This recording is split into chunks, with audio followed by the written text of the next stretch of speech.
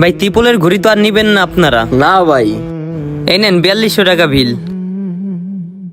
ভাই আপনি যেই দাম বলছেন আমি কিন্তু আপনার সাথে দামাদামি করি নাই, কিন্তু আমার একটা রিকোয়েস্ট, কাইন্ডলি আপনি আমার রিকোয়েস্ট অ্যাকসেপ্ট করবেন। ভাই দামাদামি করার তো এখানে অপশন নেই, আমাদের এখানে ফিক্সড প্রাইস। আর 10% ডিসকাউন্ট চলছিল, আপনি 10% ডিসকাউন্ট পেয়েছেন। আর অবশ্যই রিকোয়েস্ট করতে পারেন, আপনাকে স্যাটিসফাই করা আমাদের কর্তব্য। ভাই আপনি আমার মেমোতে 4200 টাকা কাটটা 3000 টাকা লিখা দেন। কেন ভাই 4200 কাইটটা 3000? ভাই আমার আম্মা অনেক রাগী, আম্মা যদি দেখে আমি 4200 টাকা দিয়ে ঘড়ি কিনছি আমার পিড়ে ফাড়ায় লাইবো। আর যদি 3000 টাকা লেখা দেন তাইলে মনে করেন কোনোভাবে বুঝে রাখতে পারবো। আচ্ছা আচ্ছা দেন। কিসে? আরে সমস্যা নেই, লিখা দেই। আরে বেটা উনি আমাদের কাস্টমার, ওনার সুযোগ সুবিধা দেওয়াটা আমাদের কর্তব্য। উনি একটা ঘড়ি আমাগো থেকে নিতে, এখন যদি ওনার লেগে এতটুকু করতে না পারি তো উনি তো স্যাটিসফাই হইব না। বলত নি, সমস্যা নাই। আমার আম্মাও তো মনে করে এরকম, আমার আম্মা একটু জিদি প্রকৃতির মনে কর। হ্যাঁ রে, যদি দামি কিছু নিয়ে দিই আমার আম্মা চিল্লাচিল্লি করে। ভাই কত লিখমু বিল? 3000। ঠিক আছে 3000 টাকা লিখা দিই।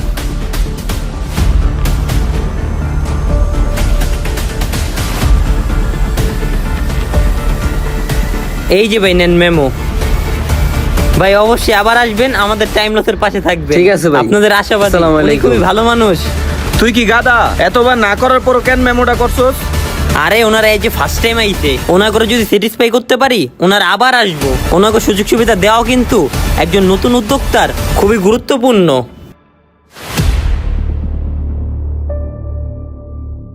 ভাই এই যে আপনি যে ঘড়িটা নিছেন এটার সাথে 1 বছরের মেশিং সার্ভিস ওয়ারেন্টি এবং কালার গ্যারান্টি আছে। কোনো সমস্যা হলে নিয়ে আইসেন। ঠিক আছে। ভাই কিছুদিন আগে আমি এই ঘড়িটা নিয়ে গেছিলাম, তো এরকম সেম আমার আরেকটা ঘড়ি দেন। ওই সেই নেপির ওই ঘড়িটা দে। এই যে ভাই নেন। আপনার থেকে নিয়ে গেছিলাম না এই ঘড়িটা আমি, তো এই ঘড়িটা নিয়ে আমি অনেক স্যাটিসফাই আছি। তো আরেকটা নিতে আসি আমার দুলাভাইয়ের জন্য। আচ্ছা থ্যাংক ইউ ভাই। এই নেন ভাই টাকা। ভাই আমরা চেষ্টা করি ভালো ওয়াচ দেওয়ার জন্য। ভাই আরো 1200 টাকা। কেন 3000 টাকা দিয়ে নেওয়ার আগে নিলাম? সরি, এই ওয়াচ তো কখনো আমরা 3000 টাকা বিক্রি করিই নেই, এটা তো কখনো পসিবলই না। হয়তো বা আপনার কোথাও ভুল হচ্ছে। আমার ভুল হচ্ছে? এই যে আপনি মেমো দেখেন, আমি কি আপনার সাথে মিথ্যা কথা বলি? ভাই আমাদের প্রফিট মার্জিন এত না, আপনি দেখেন এখানে 4200 টাকা রেট দেওয়া আছে, তাহলে কিভাবে এখানে 3000 টাকা হয় আমি বুঝতেছি না। এটা তো কিভাবে হচ্ছে ভাই?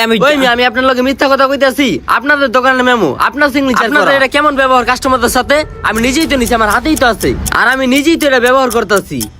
এমন সার্ভিস দিলে ব্যবসা বেশি দিন টিকবো না, ব্যবসা নষ্ট হয়ে যাইবো। এখন কিভাবে কি করবেন সেটা বলেন। ভাই আমরা এই দামে কিনতেও পারি নাই।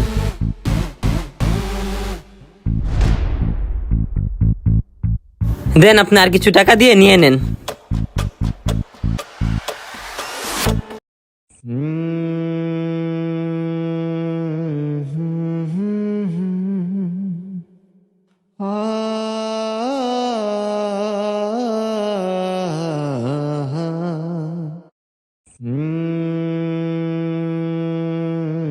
কি রে, কি হইছে? মন খারাপ কে? আরে বেটা কয়েকদিন আগে নাকি একটা ঘড়ি বেচছি, 4200 টাকা দামের ঘড়ি 3000 টাকা নাকি বেচছি। আমার নিজেরই মনে পড়তেছে না কেমনে সম্ভব। আমার ভুল হইলে তো 100 টাকা ভুল হইব, 200 টাকা ভুল হইব, কিন্তু 1000 টাকা কেমনে ভুল হয়? কি কস? এত টাকা ডিফারেন্স কেমনে? ভালো করে দেখছস তুই? আরে বেটা ভালো করে দেখছি, পোলায় আমার মেমো দেখাইছে। কস কি? পোলাই লগে মেমো লইছে? হ্যাঁ মেমো লইছে। মেমোতে কয় হাজার টাকা লেখা আছিল? বেটা 3000 টাকা লেখা, লগে আমার চাইনো। কারো মেমোতে কারো কথা শুনে দাম কম লিখছিলি নি? তোর তো আবার এই অভ্যাস আছে।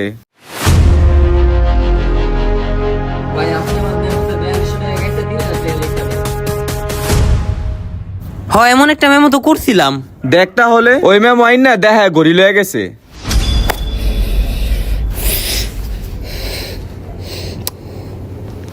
আমি তোরে বারবারই কইছি ঘড়ির যেই দাম মেমোতে ওই দামটাই লেখ, কারো কথা শুনে কম বেশি করিস না।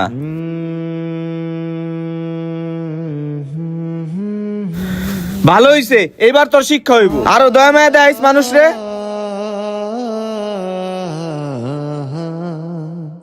এমন কাজ বা এমন ভুলগুলোর থেকে খুবই সচেতন থাকবেন। বলা যায় না কার মন মানসিকতা কেমন। আপনার দেওয়া সুবিধাটা কি সে ভালোভাবে গ্রহণ করবে, নাকি এটাকে ঘুরিয়ে এনে আপনাকে বিপদে ফেলবে।